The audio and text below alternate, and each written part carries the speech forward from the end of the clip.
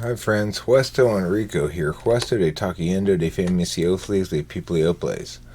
And what I want to do is make a video about NI tests. So it's not really something for whatever reason that I've ever thought much about before.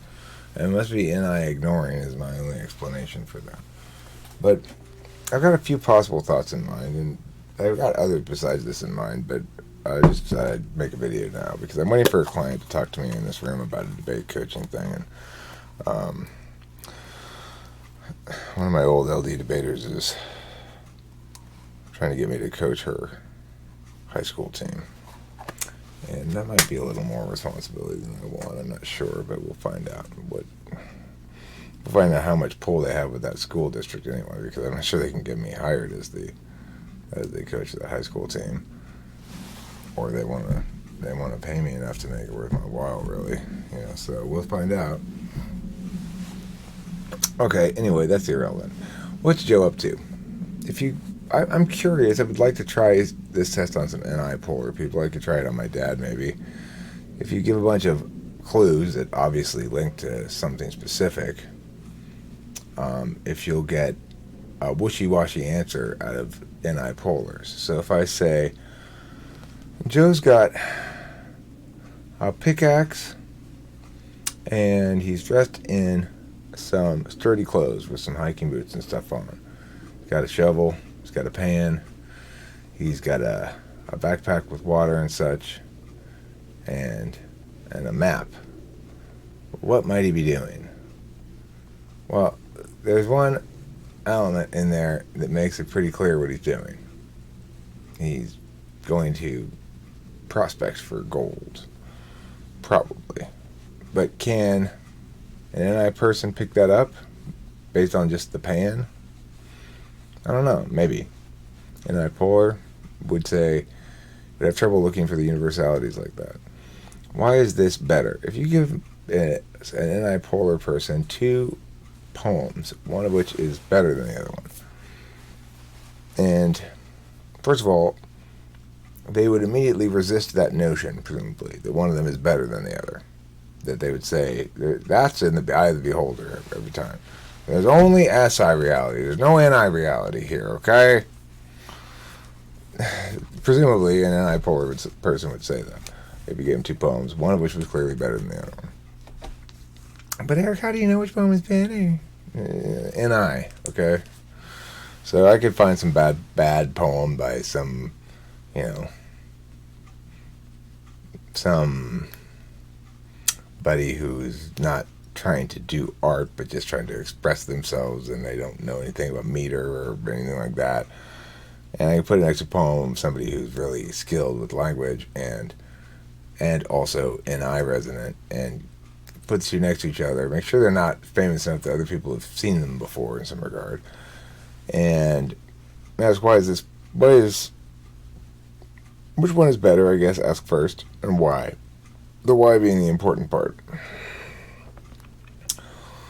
If it's about the art itself, like, if a TE person might talk about the mechanics of doing the art, like, well, this one is more properly written and blah, blah, blah, blah. But an NI person would probably say, well, this one works as a whole or something like that, Regardless, NI people will probably accept as a notion that one of them is better, and SI people are less likely to accept that. That's my notion, anyway.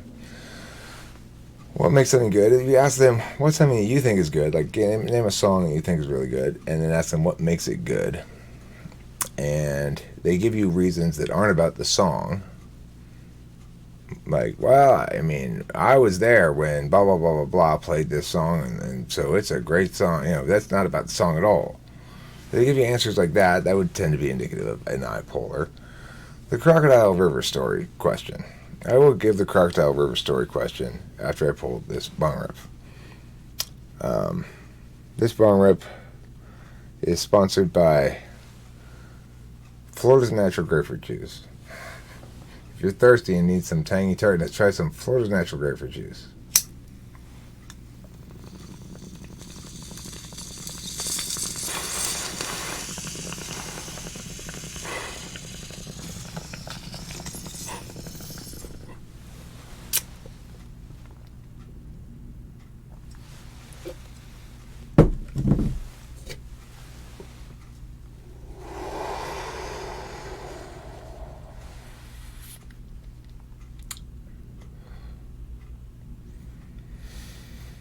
Crocodile River story tells the story of Abby, Bill, Charlie, Dan, and Ernest.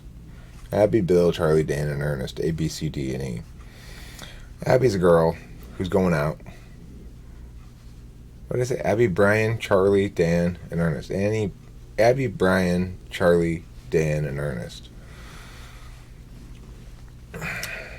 Abby is a girl who's going out with Brian. They live on either side of a crocodile-infested, man and woman eating crocodile-infested river.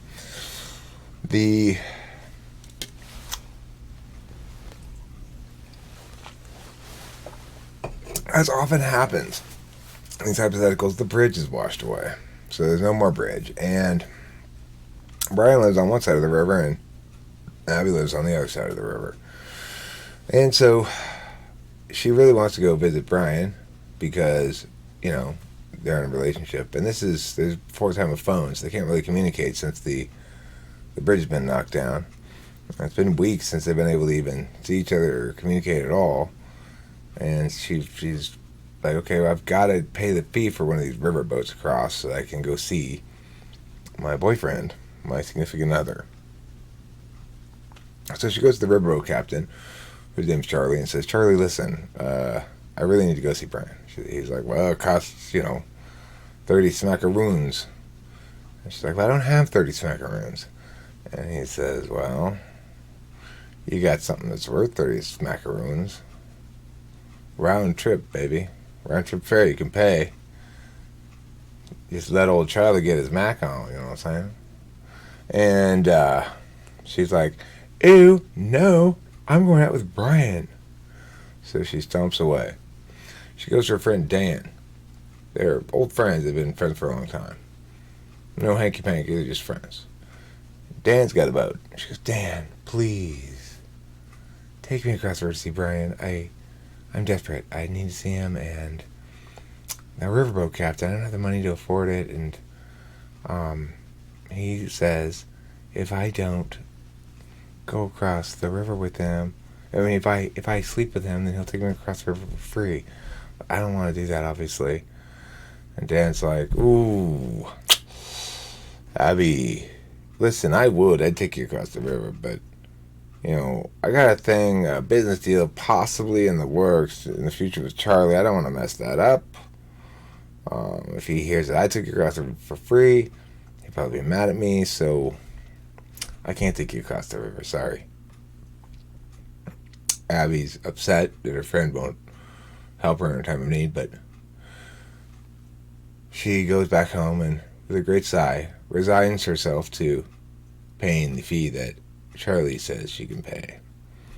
So she goes to Charlie and says, all right, here I am, take me. And he does, and has his way with her. And then he takes her across the river as promised. She goes to her boyfriend's house. Brian knocks on the door, and it's Brian, so good to see you, but I got some bad news. I got to tell you something. I had to fuck Charlie to get across the river. And he's like, get out. I never want to see you again. You're banished from my life forever. And immediately kicks her out of the house. And says, go away. So, oh, by the way, I need to go back a second and say this. I said round trip there. She didn't get round trip. She got one way, okay? Because additionally, Brian says, no, I won't help you get back across the river. You can fuck your way back across the river, too. And Abby is absolutely devastated, having sacrificed so much to get across the river, only to discover that her sacrifice was spat upon by her boyfriend. She goes to her friend Ernest, who's on that side of the river as well, and she tells Ernest a story. And Ernest is very angry at Brian for his bad behavior. So he goes over to Brian's house, knocks on the door, and he opens the door, and he punches him in the face and beats him up. And Abby laughs and laughs to see Brian get his due justice. And the sun sets on the story. Now, which individual is the most morally culpable in that story? And or, I guess a better way to put it is, this way I should have put it, is, each of the characters in the story behaves badly in some fashion. Which character behaves most badly and why? So, I would say the most NI answer to that question is Abby or Ernest. Okay, and the reason is because the only two people who really did something bad from a negative standpoint, in other words, did something they ought not to have, are Abby and Ernest. The rest of the people didn't do perhaps what they ought to have, or did something potentially they ought not to have, I guess. And well, Charlie is a borderline case. Well, you can see how I'm ignoring NI. Perhaps an NI person can tell me what the NI answer to that is. I tend to think Abby's the NI answer, because without her willingness to sleep with somebody other than her boyfriend, none of these things would have happened.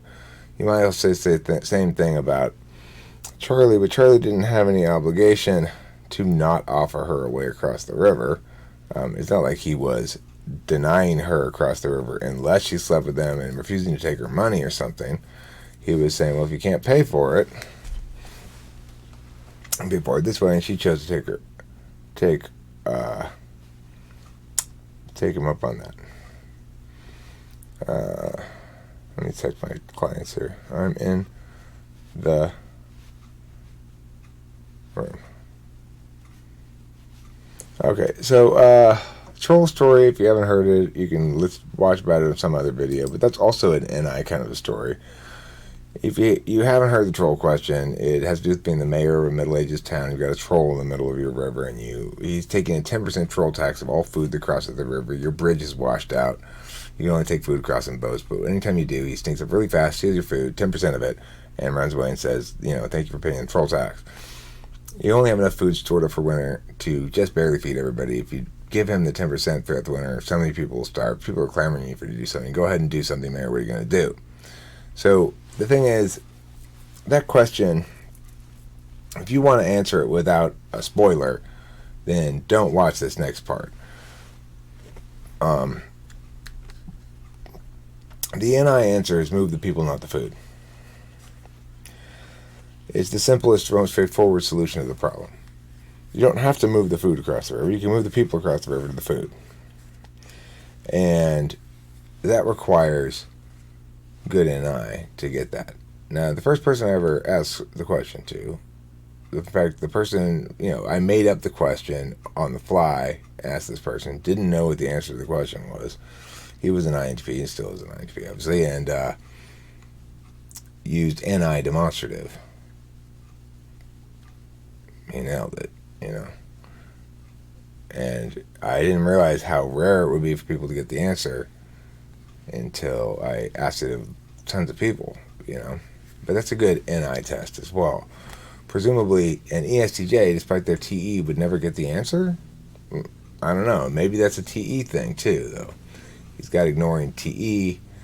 I suspect it's more of an NI thing, though, because, look, I think a TE solution from, like, an ISTJ or something is to immediately begin addressing the problem in its most obvious or straightforward, in its most facially presented form, which is, depending on how you understand the world, will typically look like kill the troll, or come up with more sources of food, or, sometimes people will be like, okay, well, let's not sometimes, this happened the other night, and, well, I'm going to start separating the people into the useful people and the not useful people to decide who gets to starve.